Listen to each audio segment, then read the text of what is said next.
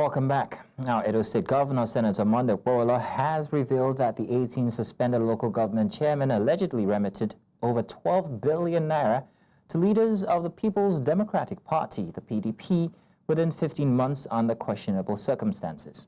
The governor made this disclosure while addressing acting chairmen and councillors from the 18 local government areas during a courtesy visit to the government house in Benin City. Governor Okpebholo explained that upon assuming office, he reviewed financial records presented by the Accountant General and discovered questionable expenditure. He noted that multiple attempts to get the suspended chairman to account for the suspension, or rather the spending, were unsuccessful, leading to their suspension. Now to discuss this, we're joined by Legal Practitioner Elvis Asia. Elvis, you're welcome. Thank you very much for joining us this evening. Elvis, this latest revelation by the governor is it's a serious one. I mean, so what's the next step to be taken, do you think? Should we be looking at criminal proceedings, or what exactly? Well, I think the first thing is that we cannot take this allegation on face value. We all know that the governor is out to get the local government chairman out. And so you can come up with any story to achieve that. Of course, if indeed these chairmen are guilty of these allegations, there are appropriate process for doing so. The governor mentioned that he had written a letter to the Economic and Financial Crimes Commission. That's the appropriate step to take, rather than engaging in democratic actions that have thrown the state into chaos.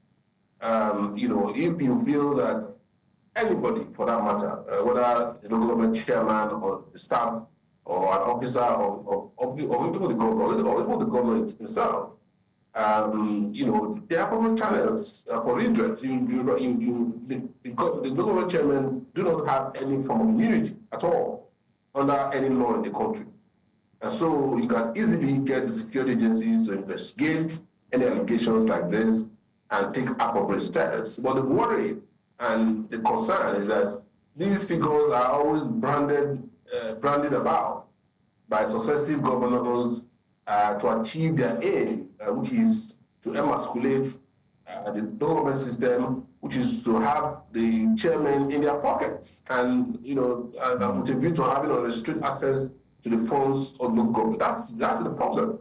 Because if it is true what the government is saying, then he should have taken appropriate steps rather than carrying out taking democratic actions in connivance with some members of the House of Assembly, and currently what's happening with fictitious people masquerading as councillors impeaching the chairman.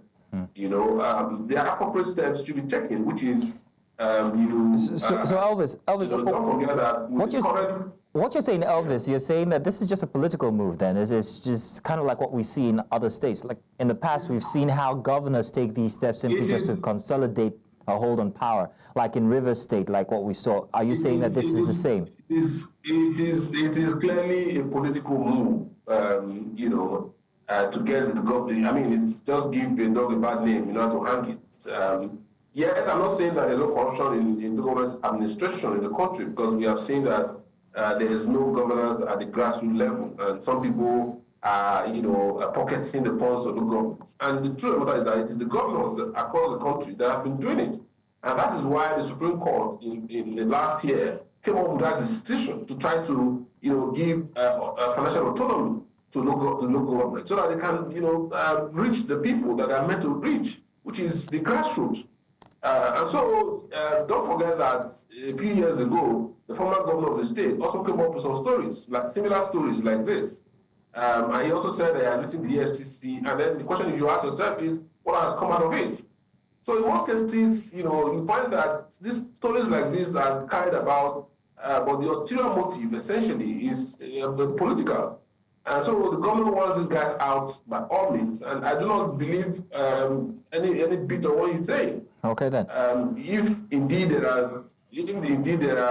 are clear cases of malfeasance and corruption, get the security agencies to do a proper investigation. And if you want them impeached, follow appropriate procedures. So you say procedure. You have to. You say procedure and investigation is very important. So, as a lawyer, and I know you tried to do this in your first submission, can you please explain to us the due process that should have been followed very clearly, please? I mean, for one, the governor indicated that he has written the Economic and Financial Crimes Commission. But that's it. Let the EFCC investigate. Have they investigated? Have they come up with a report to verify these allegations? The answer is no. Now, under the local government law in Edo State, if you want to impeach a local government chairman, there are procedures.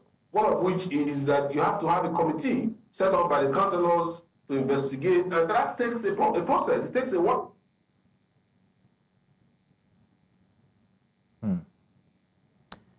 Unfortunately, I think we might have lost the connection there with Elvis. Hopefully, we can get him back. Unfortunately, we can't. We'll have to move on, but we'll bring you that discussion during a later bulletin, perhaps. I hear that we have Elvis back. Elvis, if you're back, you were in the process of explaining to us due process. You were telling us that, first off, investigation has to be carried out by the EFCC. I was explaining that.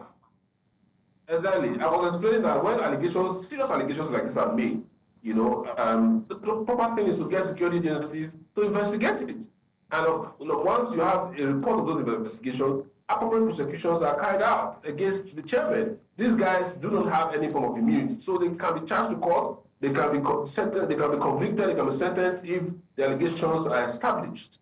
And then, on the basis of a report, carried out under the appropriate law, that is the local law of Edo State, you can get the councillors to set up a committee, they investigate. Once the allegations are established by that committee, and then the councillors can go through the process of impeachment, which will require a certain number of councillors. You know, I understand it's 2/3. Majority of the houses. In this case, we are seeing instances where one councillor or two councillors, or even in a particular case, unknown persons masquerading as councillors are impeaching the local government chairman. This is not the process. This is not the appropriate practice, and we cannot endorse processes like this under the guise of a wide allegation such as what the governor has made. Now, at a time like this, when there is the push for local government autonomy, how do you read this whole episode in Edo in light of the renewed efforts by the president to help the local government get autonomy? What is happening in Edo is very simple. Before now, what the governors used to do is that once they come in like this, they would dissolve the government and appoint stooges as either councillors or whatever, as caretaker committee or whatever they choose to call it. And that way they will have unrestrained access to the funds of the local government. But with the Supreme Court decisions, which is to the effect that you can only have access to allocation when you have a democratically elected local councils. The current government in those states is having that challenge, and so which is why they're doing all of this. Initially, they tried to suspend them using the House of Assembly. That process has been set aside by the court. Now they have resorted to this gross undemocratic action of using a few or no councillors to try to impeach the chairman. This is what is playing out. This is politicians coming up with another strategy to defeat the whole purpose of the Supreme Court decision, the whole purpose of giving autonomy to the government chairman.